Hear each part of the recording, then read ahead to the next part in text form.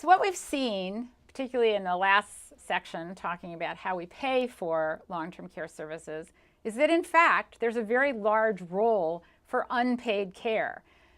The elderly rely primarily on unpaid help or informal care from their family and friends. And as we've also discussed, the vast majority of community-dwelling elderly who have long-term care needs receive unpaid help for their needs.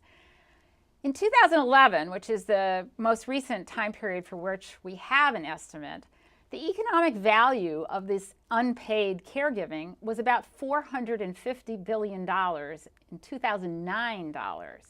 And put that up against our estimate of total paid care of being $360 billion in 2011, you can see that the amount of care provided by friends and relatives is larger than what we actually pay for. So this is a very important role of friends and family in taking care of people who have needs for long-term care services.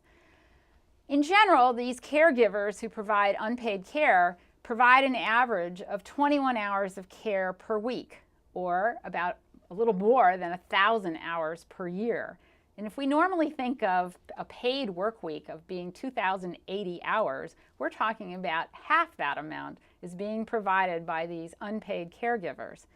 And this caregiver burden can be high. We talked a little bit about this before in the previous section, but this is especially true for women and individuals with low incomes who, as I said before, may be feeling pressed that they have essentially they're between a rock and a hard place. If they work more hours, they can afford to provide more things for the family member or friend who needs help with long-term care services. But on the other hand, if they work more hours, they can't provide as many hours of this informal unpaid care without themselves going without sleep or doing their own homemaking chores or whatever else they'd like to do.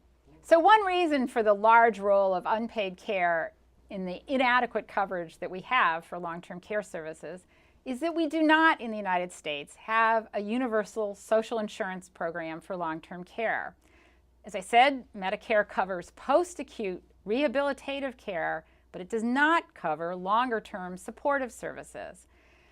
Very few people, as we noted earlier, purchase private long-term care insurance. It's fewer than 10% of individuals 55 and older have a long-term care insurance policy. And not only do they not think to buy a long-term care insurance policy until they're about to retire, which is somewhere between the ages of, say, 62 to 70, but it costs more if you don't buy long-term care insurance at a younger age. And most insurance policies will not let you buy a long-term care insurance policy after age 75. And lastly, health insurance. So the acute care health insurance that most of us have through an employer or under the Affordable Care Act, we may buy ourselves. Health insurance generally does not cover long-term care service needs. It will pay for rehabilitative care in the form of physical therapy or occupational therapy for a short period of time, but in no way does it cover all of the types of services that we talked about at the beginning in that first section. The implications of this is that there is an enormous, substantial role of care from family and friends, and as we pointed out, it is greater in value to all of what we pay for in terms of formal long-term care service provision.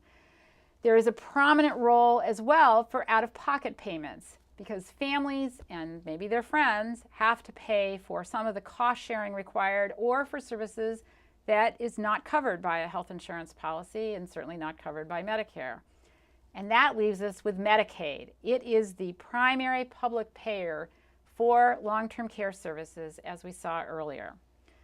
Medicaid, just to remind you, covers between 40 and 43% of all long-term care spending. And if we exclude Medicare's role, which is only for care provided after an acute care episode, if we exclude that Medicare spending, then Medicaid is paying for more than 60% of all the money that the U.S. spends on long-term care services. This has a very large implication for states because long-term care accounts for about a third, a little more than a third, of states' Medicaid budgets. And it is the fastest growing component of the Medicaid budget. It is important also to remember that the road to eligibility for Medicaid for elderly to pay for long-term care needs can actually be a relatively short road, because most elderly have very little income or savings outside of their Social Security payments and the equity that they may have in a home if they own that home. And if they then need long-term care services, it doesn't take long for them to spend down whatever savings and extra income they may have, and then they need help paying for long-term care services. A majority of states allow individuals to offset their income with healthcare expenses in order to qualify for Medicaid eligibility. So if a person needs long-term care services because a physician has said this person needs long-term care services, those expenses can be deducted from, say, their Social Security income or Social Security plus pension income. And if it's the net amount, that is after you've paid for the long-term care services, leaves you with an income that is below a threshold of eligibility, they then can qualify for Medicaid to pay for their long-term care service needs. It's important to note here that the house that a person may own is excluded from thinking about the assets that a person has. That is also true for a car and for some life insurance annuities. These are not counted as assets that the Medicaid program needs to account for when thinking about whether somebody is eligible or not. And the reason is a very simple one, that there often is a spouse, and we do not want to essentially cut off our noses to spite our face and force a couple where one of them needs long-term care services to give up their home when we really do want the person not only to live in their home, because that's cheaper than living in a nursing home, but otherwise we'd also have to pay for the housing of the spouse who is not going to move into the nursing home. So it's important to recognize that there are some of these assets that are not counted when thinking through the eligibility for somebody for Medicaid. But nonetheless, the point here is that in a very short period of time, a person could burn through whatever small amount of savings they may have paying for long-term care services, and then they qualify for Medicaid to pay for their long-term care service needs. Next, we're going to talk about issues involved with the private long-term care insurance and why a market for long-term care insurance really has not developed in the United States.